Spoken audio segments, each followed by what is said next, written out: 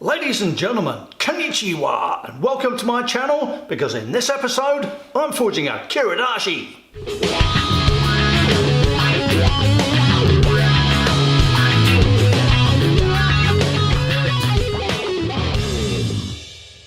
So what's a Kiradashi, Pete, and why are you going to forge one? Well, I do plenty of woodwork, and when I'm doing my woodwork, I mark out my lines by cutting them with one of these. Little old Stanley knife. I've been using this thing for about 30 years. Anyway, now I'm on YouTube and I'm watching other people making marking knives. They make a Kiridashi, which is a Japanese style marking knife.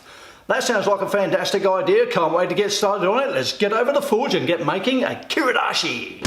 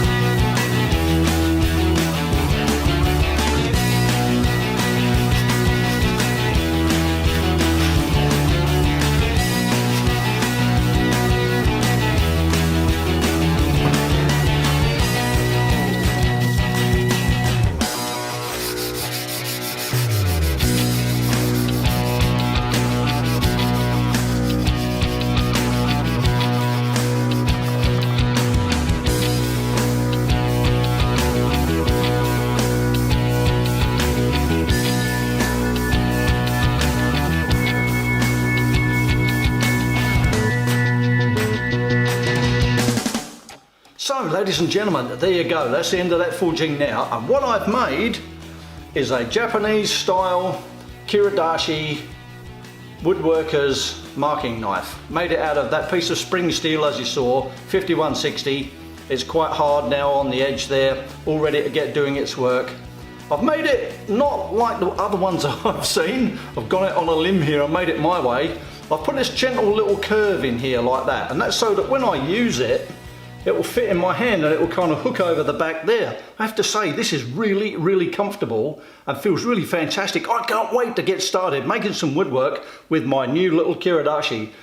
It's totally made out of steel. There's no other embellishment, the adornment, there's no timber, there's no brass, there's no nothing on it. Very, very simple forging, but a very enjoyable forging. I had an absolute blast making this thing.